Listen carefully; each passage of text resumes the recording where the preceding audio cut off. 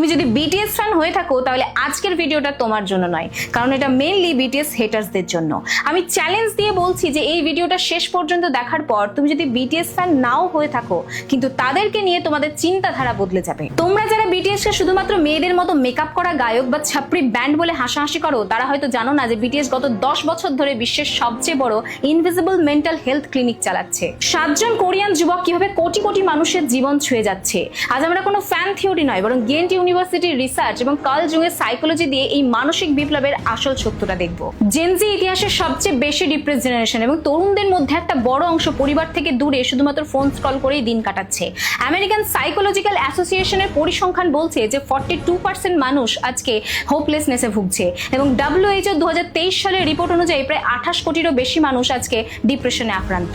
আর এখানে বিটিএস কাজ শুরু করে। যেখানে অন্যান্য পপস্টাররা শুধুমাত্র ব্রেকআপ আর ড্রাগস নিয়ে গান লিখছে, সেখানে বিটিএস লিখছে সোশ্যাল অ্যাংজাইটি এবং স্কুল বুলিং নিয়ে। তাদের ওয়েলিয়ান 52 গানটি শোনো, যেটা একটা একাকী তিমির গল্প যার আর্তনাদ কেউ শোনে না, এবং আজকে জেনজি এই একাকিত্বের সাথেই রিলেট করতে পারে। আর এখানেই লুকিয়ে আছে আসল সায়েন্স। ডক্টর অ্যারেন বালিকের মতে বিটিএস তাদের গানে ইয়ংগিয়ান সাইকোলজি ব্যবহার করে। তাদের ম্যাপ অফ দ্য সোল অ্যালবামটি পুরোপুরি সুইস মনোবিজ্ঞানী কার্ল জুংয়ের তত্ত্বের উপর ভিত্তি করে। তারা মানুষের মনের অন্ধকার দিক বা শ্যাডো নিয়ে কথা বলে, যেটা আমরা লুকিয়ে রাখি। মেম্বার সুগা যখন তার ডিপ্রেশন এবং সুইসাইডাল থট নিয়ে কথা বলেন, তখন ফ্যানরা দেখে যে তাদের আইডলও সে একই লড়াইয়ের মধ্য দিয়ে যাচ্ছে।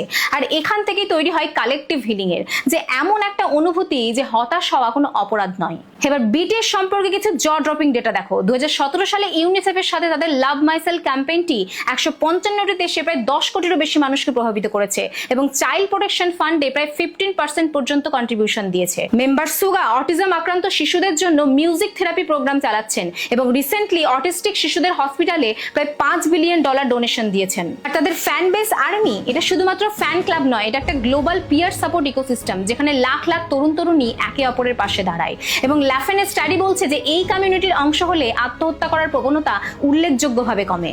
জার্নাল লা সোশিয়াল 2024 গবেষণা অনুযায়ী নিয়মিত বিটিএস শোনা মানুষের মেন্টাল ওয়েলবিং 2.9% পর্যন্ত বাড়ে, যা কোটি মানুষের মধ্যে একটা বিশাল পরিবর্তন। এবং সবশেষে একটা প্রশ্নই জাগে, আমরা কি তবে ব্যর্থ সমাজ? তাহলে কেন আজকের প্রজন্ম হাজার মাইল দূরের কয়েকজন গায়কের গানে জীবনের মানে খুঁজছে?